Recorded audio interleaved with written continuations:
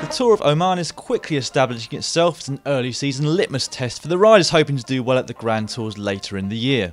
And as such, the likes of Froome, Vincenzo, Nibali and Joaquim were all on the start line to see what sort of dividends their winter training has brought them. Their time will come later in the week, but stage 1 was the day for the sprinters. At 164.5 kilometres, it was the second longest of the race, running from Azsuat Castle to Nassim Garden, and the only categorised climb of the day came with over 100 kilometres remaining.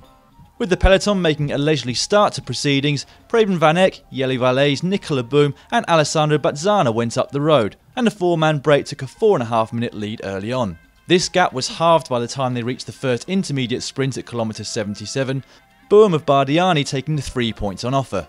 Lotto Belisol and FDJ began to take control of the main group, and the pace rose as the road began to fall towards the finish at Nassim Garden. The gap hovered for a long time at around the 1:45 mark, despite Omega Pharma Quickstep joining the chase in support of their sprinter Tom Bonen.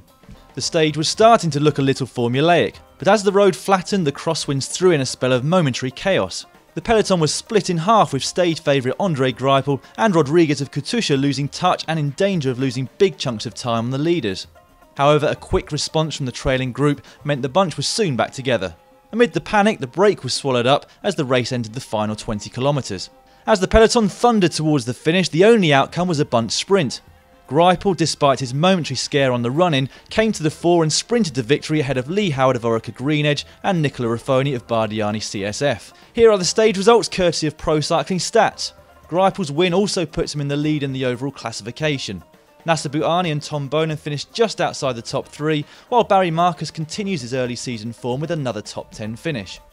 The time bonuses at the sprint points mean that a sprinkling of riders from the breakaway make it into the top 10 of the overall standings. With no significant climbs to speak of, expect the sprinters to come to the fore again on stage 2, 139 kilometres from Alberstein to Kuriat.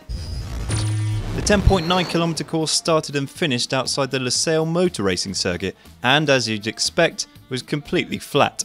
The early benchmark was set by Michael Hepburn of ORICA